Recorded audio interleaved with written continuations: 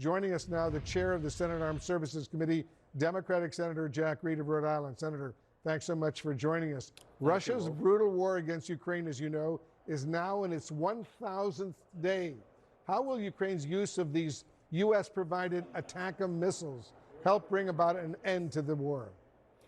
Well, they can strike deeper and more critical targets.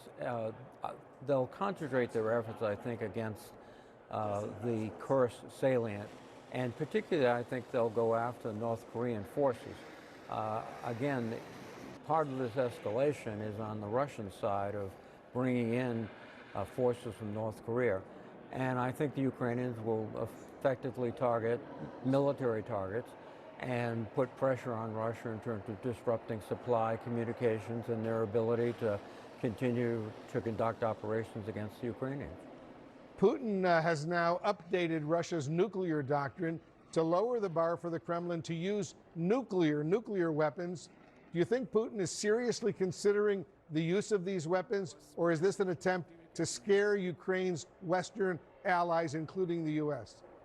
Well, I think it's definitely an attempt to scare his opponents, threatening them with the use of nuclear weapons. One of the interesting things that happened when he first started talking about nuclear weapons, China, Xi Jinping, sent, I think, a very strong message that the use of those weapons would be not acceptable to China, because it would start an arms race across the globe, including Asia. So I think Putin is, at this point, being more rhetorical than anything else. Yeah, let's hope. Let's turn to the incoming Trump administration, and Trump making some direct appeals right now to senators, your colleagues, on behalf of Matt Gaetz, his pick for Attorney General.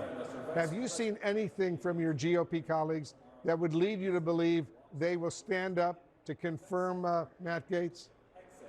I think many of them have serious questions about his capability, his training, his experience, and also all the insinuations about his private conduct. And I think many of them are very much concerned. Some have already come out publicly and said they would not support him. So I think that's a nomination that is at the moment in jeopardy. Have you actually spoken with the president-elect, or, for that matter, former Congressman Gaetz? No, I have not. I'm not on the Judiciary Committee, and typically the focal point of conversations initially by a nominee is with the committee members of the relevant committee.